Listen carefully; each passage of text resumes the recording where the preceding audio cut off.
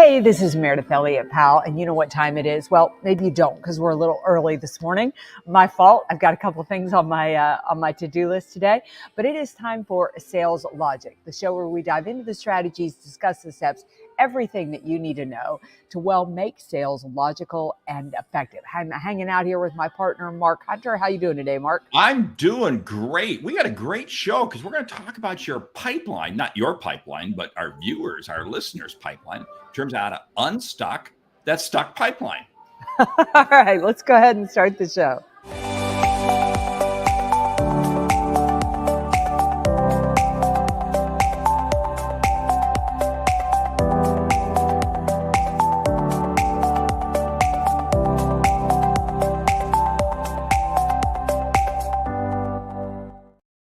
All right, Mark, it is early Saturday morning and time for Sales Logic. Now, before Mark tells you everything that is on tap for today, I like to tell you how the show works. We always start off with a question from you, the audience. That's right. We want you to be a part of Sales Logic. So if you have a question, you have a thought, you have something you want us to discuss right here, then just send it to Mark, send it to me, go to saleslogicpodcast.com.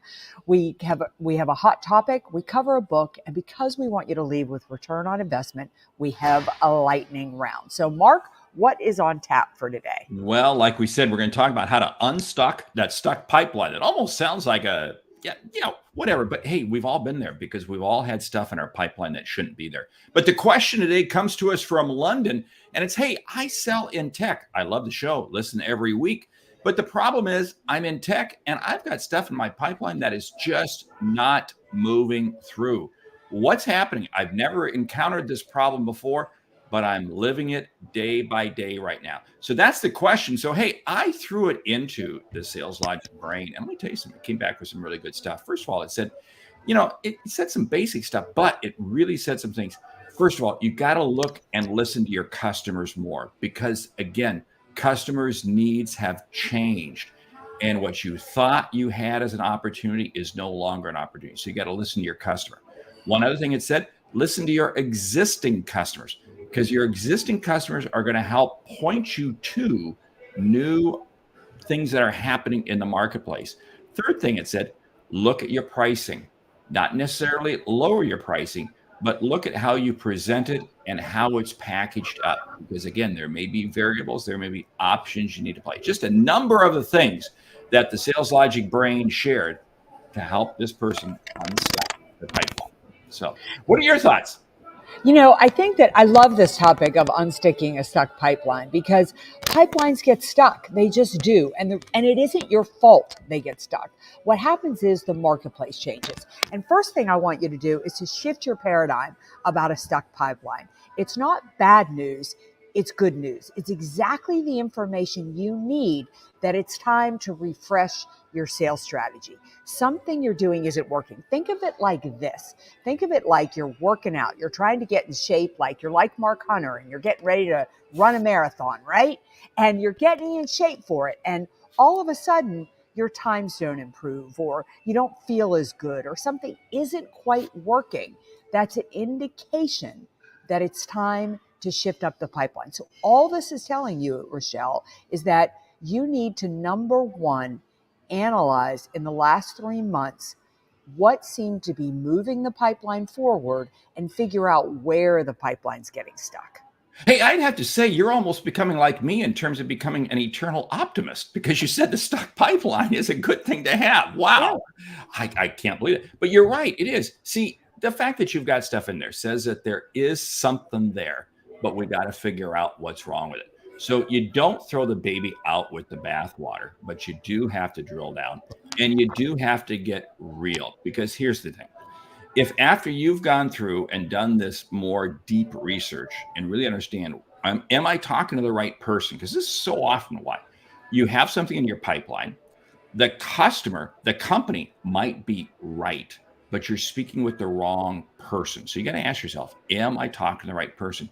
2, do I understand their time frame as to when they're going to make a purchase?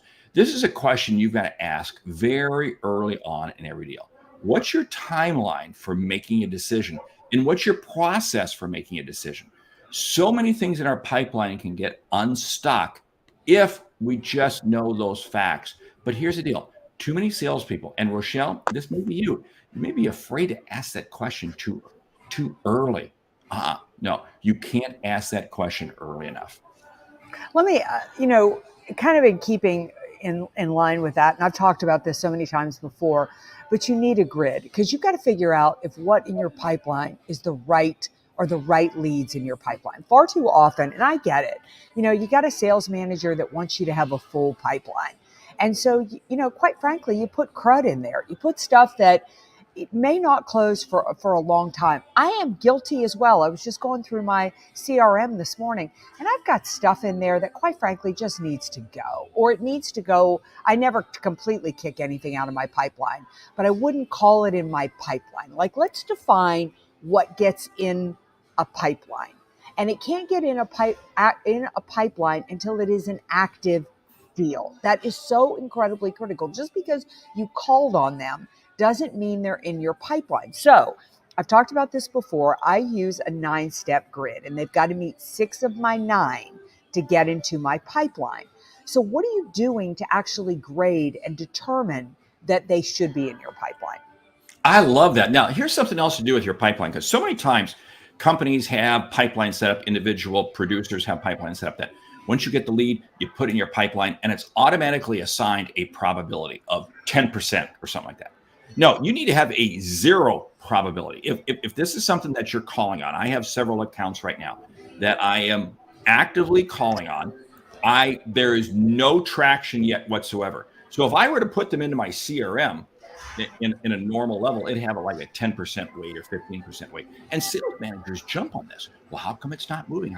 No, you need to have a 0 level. Now, I know this is getting a little technical, a little wonky, but I'll tell you what, I've seen this with companies I've worked with, and it saves them dramatically because it helps them to see, okay, this is somebody I'm calling on, but there's no opportunity that has been defined yet. Just as you said, you kind of move it over someplace else. Yeah, I've got kind of a marketing pipe where, okay, it just stays in my marketing pipe. But I have some others that I do want to call on, but I can't assume they're in my pipe. So let me ask you this, Mark. So let's assume that what's in your pipeline has met the 6 of the 9. Let's assume what's in your pipeline is an active deal. Let's assume what's in your pipeline has real probability and it still gets stuck. How do you unstick it? Well, that's the question that you got to go back to what I said at the beginning in terms of, am I dealing with the right person? Am I dealing with the right person? Do I know what their timeline is for making a decision? And have I been able to get them to clearly articulate to me what the challenge is they're having? So many times what happens is we just think it's a good fit. Oh, we think I'm a good fit. I think I know I can sell it. No. Has the customer told you this is the solution they have and this is how you're going to help them? If they haven't said those things, then guess what? You really got to question why it's in your pipeline. And you may have to say, you know what? I need to back it up and put it in at either that 10% or that 0%. So it doesn't plug up your pipeline. Yeah, sometimes I think too, I'm so curious what you would think about this. Sometimes I think it's okay just to be blunt with the customer. If you build enough of a relationship there, to sit down and say, Mark, we've been talking about this for a while. From my understanding, this is an urgent need in your organization. Tell me what's holding you back. Tell me where the sticking point is. Tell me what I need to answer for you, what I need to talk about, what I need to go through that would help move this deal forward, and just be open with it. I'm curious your thoughts about that. I totally agree with that. And you may need to say, hey, you know what? It is time for me to go find you a different vendor for you to work with. There may be somebody else that you need to. I'm not just see, many times what happens is we have to realize we may satisfy our customers short term by not being the one to sell to them. In other words, we actually help the customer more by pointing them into a different direction, because maybe what we have is just not quite the right solution. Okay, fine. Help them find the right solution. But you know what you've done? You've helped the customer. You've stayed in the game for the long game.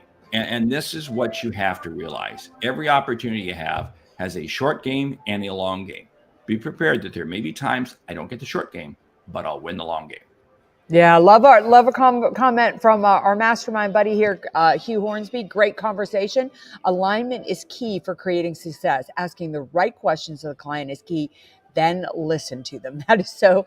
Oh, what a soft statement, right, Hugh? But so powerful. You've got to listen, like really pay attention. I'll give you a great example. I used that blunt strategy with a client not too long ago, and I just said, help me understand. I feel like we've dotted our I's, we've crossed our T's, we've gone through everything. Help me understand where you're stuck. And what happened was they had a huge IT breach. Most of my clients had this huge issue with United Healthcare. And quite frankly, that cybersecurity breach just took a hold, it took precedence over everything else that was going on. Now I understood where we were. Now I understood why all the resources in the organization were going towards cybersecurity. And it wasn't that this wasn't important. Cybersecurity was just on fire. You have to don't be afraid to have the conversation with the client, because you're truly a partner and you're truly trying, as Hugh said, to listen and to understand so that you can either give them a different perspective to move them over the hump, or pull back if they have something more presence. If I had continued to push when my client was dealing with a cybersecurity breach with United Healthcare, I would have lost that entire deal, because it's insensitive for me to try to get the deal closed when they are literally dealing with a major crisis in their organization. See, I love that, because what you're doing is you're coming over to the customer side. You're understanding the world through their lens. Because again, you could push. The deal's not going to close, but you push, and you're going to be kicked out very quickly. But if you come alongside and understand where they're at, this is why we have to be prepared. And again, one of the things that I challenge people when their pipeline is stuck, I really question them.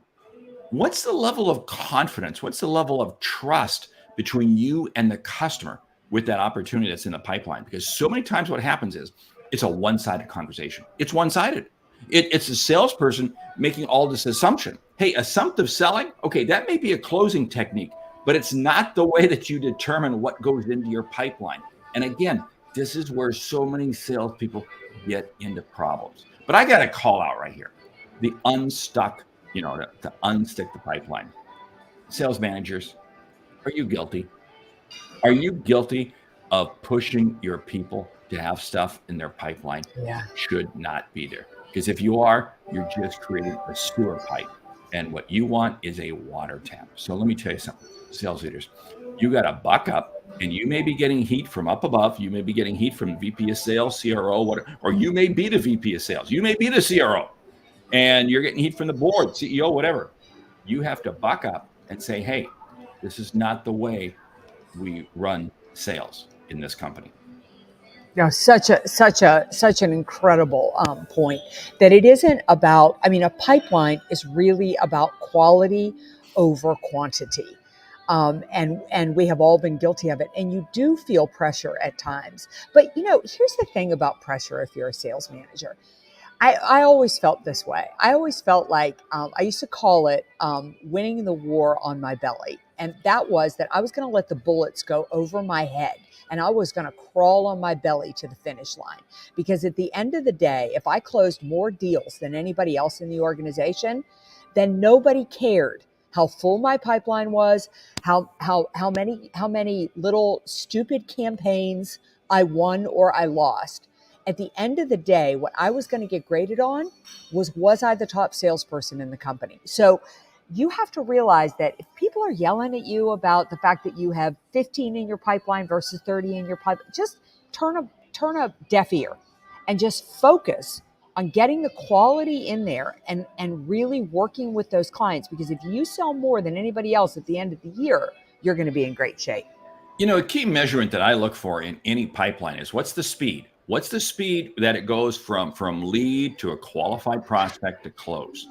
And my objective in everything I do is to find ways to reduce that length of time. And again, that's what I look at. And sales leaders, ask your people this question: what is the length of time it's taking deals to move through? Because this is a metric that I think you need to be focused on, because this is going to expose the bad pipe very, very quickly. This is going to expose the stuck. because if there's stuff that's not moving through, because here's the situation. If I've got stuff in my pipeline and I've gone through a couple of cycles and it hasn't moved a stage. In other words, every pipeline set up where you got, 4 or 5 different stages that it moves through. And if you've gone through a couple of cycles and it hasn't moved, I got a question. Why is it in there? If maybe what I need to do is I need to move it, but I need to move it down. I need to move it down to less probability or ultimately move it out. But I can't do that unless I'm having conversation. Natalie, another great member of our mastermind, understanding where the customer is so important. Have the conversation early in the process. I can't stress that enough. Yeah, I think you're bringing up such a great point of measuring the pipeline and understanding the length of sale. It's one of the first questions that I always ask a sales team when I go in and work with them. I'm getting ready to go work with one up in Pittsburgh in a couple of weeks, and we're just really talking about what is the length of the sale? How long should we expect it to be in the pipeline? Now, every sale is different, but what I'm going to keep in my pipeline if the length of a sale is 3 to 6 months versus what I'm going to keep in my pipeline if the length of a sale is 18 months is very, very, very different. And being honest with yourself, I've got some stuff that I just took out of my pipeline because I was getting ready for this podcast. And I was like, yeah, I got some junk in there too. But I was like, are you kidding yourself? It's not going anywhere. Get it out of there. I can leave them as a touch point. But I'm not going to literally what is in your pipeline is what you should believe is going to close and go on the books. If you do not believe that, if you do not have evidence that this deal is moving forward, it does not belong in your pipeline. It may be a lead, but it is not in your active pipeline. 2 things that I look at is how many touches is it taking me to close this deal? And again, if I've got this deal that I'm having to keep touching, reach out to them, contact, have a conversation, and it's not going anywhere, then you know what? It's stuck. I'm not asking the right questions. Something's not happening.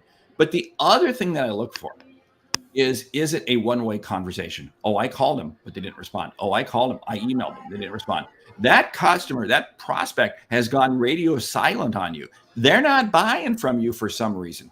Why is it in your pipeline? When I review people's pipelines, and I see all these contacts being made, all these, I sent this email, did this, but there's no response.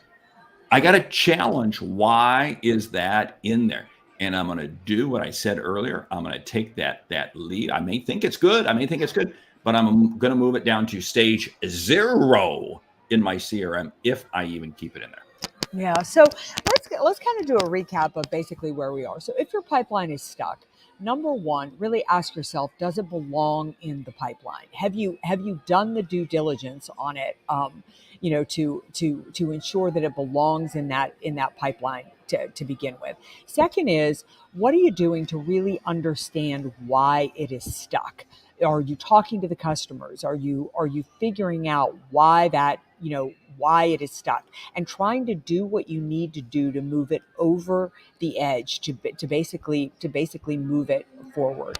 And last but not least, really, again, grade and be honest. And if it doesn't belong in the pipeline, then get it out of the pipeline. Focus so much on quality versus quantity. And is it the right lead to begin with? Is this the right lead that goes into your deal? You can unstick a stuck pipeline, but only when you are dealing with clients and prospects that you can actually move forward. And that means you're dealing with the right person. And again, because many times what happens is you may be dealing with somebody who gave you some love initially, but they are not the decision maker. They're not the person that can help control a decision. And that makes a big mistake. Hey, what a great conversation this morning. Yeah. So our book today is John Doerr, Measure What Matters. Now, I know this is something that's really important to Mark, but boy, if you want to move an unstuck pipe, if you want to unstick a stuck pipeline, measure what matters. Far too often we have measurements and we're tracking things, and we hear Mark say this so much that it doesn't really matter. Who cares if we moved that? Who cares if we moved that number? If you measure what matters, you're going to measurement, and one of the reasons that, Mark called me out for being an optimist at the beginning. I don't think I'm an optimist. What I think I am is a realist, but I love data. I really, really love data. And because data is information, it tells us what is going on. And when the pipeline isn't moving, it's the most critical information that you can have to understand what needs to shift in your pipeline. So Meredith just said, I live in a Pollyanna world. Okay. No, I didn't. No, I'm joking. I just said I'm not an optimist. Hey, this is the key thing about this book. Just because you can measure it doesn't mean it should be measured. And that's what this book does a great job of calling out. And it's so important because, again, keep your focus on the focus, deals that are going to close for you. I love Hugh's comment. We do not talk enough about the importance of this in our success. Slow down, make it intentional. Early on in the process, we got to slow down to make sure we're putting the right stuff in our pipelines. Good. Hey, ready for the lightning round? I want to say one last thing about pipelines before we jump into that. I'm just going to tell you guys what I measure every month. I measure how many sales calls I make, how many leads, how many proposals I write, then how many proposals close, and how many I lose. And here's what I know is that I need to, the sales calls numbers, what I'm trying to track is how many sales calls does it take me to get 8 proposals written, 4 proposals won, and 2 proposals lost. That's the average I'm looking for. And it's interesting to me, in the last couple of months, last 4 to 6 months, I have had to add 1/3 to the number of sales calls I make to get 8 proposals, 4 written, 4 won, and 2 lost.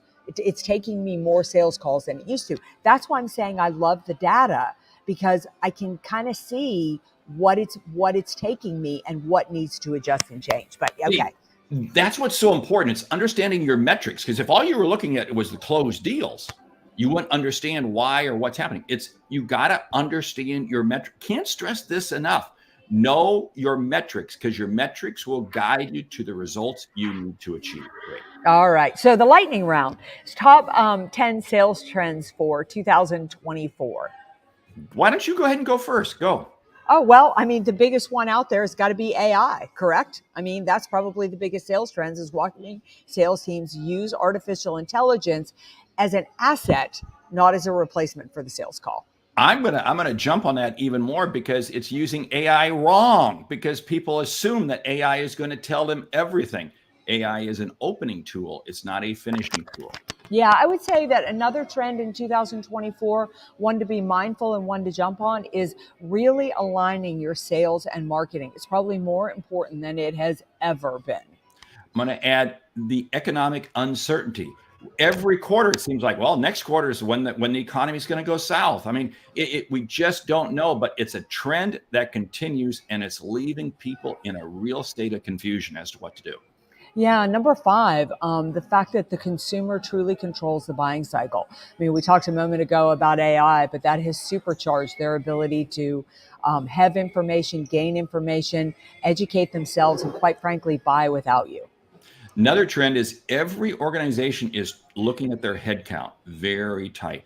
I see leading companies, Gallup Corporation, great company. They've got a headcount freeze on, absolute headcount freeze. Companies that normally would never look at things like that are suddenly looking at that.